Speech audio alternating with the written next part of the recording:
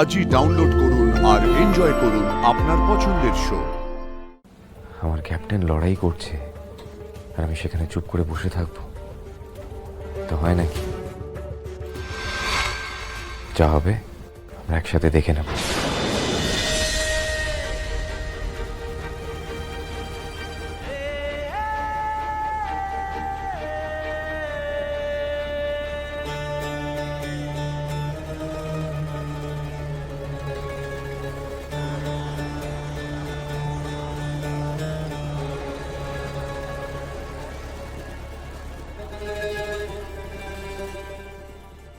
আমরা এসে গেছি পারুল, একদম ভয় পাবি না রায়ান, একদম ভয় পাবি না। যেখান থেকে হোক যেভাবে হোক তোদের বাড়িতে ফিরিয়ে নিয়ে যাবো, একদম চিন্তা করবি না।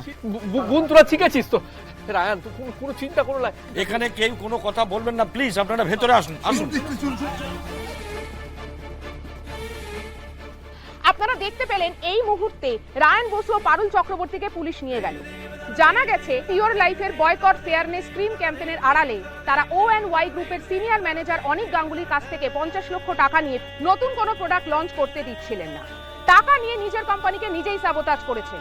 দে আর কর্পোরেট ট্রেটার্স। এবার আইন তাদের কি ব্যবস্থা নেয় সেটাই দেখার।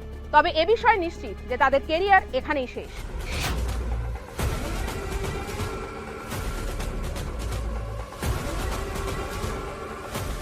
Yes, we did it. খুব উঠছিল না পারুল, খুব উঠছিল। সব জানাজানি হয়ে গেছে চারিদিকে, বাস কর্পোরেট ওয়ার্ল্ডের রায়ান আর পারুলের ক্যারিয়ার শেষ।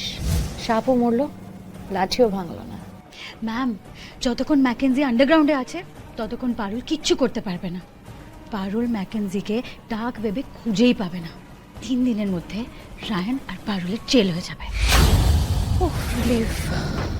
বোন কথাটা শোন, তোরা চিন্তা করিস না, তোদের কিছু হবে নাই, সব ঠিক হয়ে যাবে।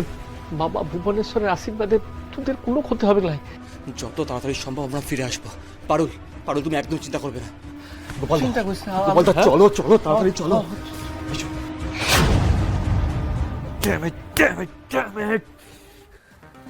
যেভাবে আমাদের ফাঁসিয়েছে না, পুরো দিন তারিখ হিসেব করে 8 গাঁট বেঁধে নেমেছে, যাতে এত সহজে আমরা ছাড়া না পাই। এখন তো আমার সাথে সাথে তোর ক্যারিয়ারটাও রিস্কে চলে গেল রায়ান।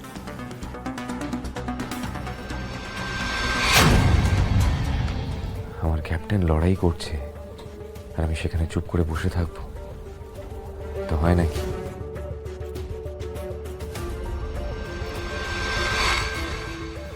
যা হবে আমরা একসাথে দেখে নেব।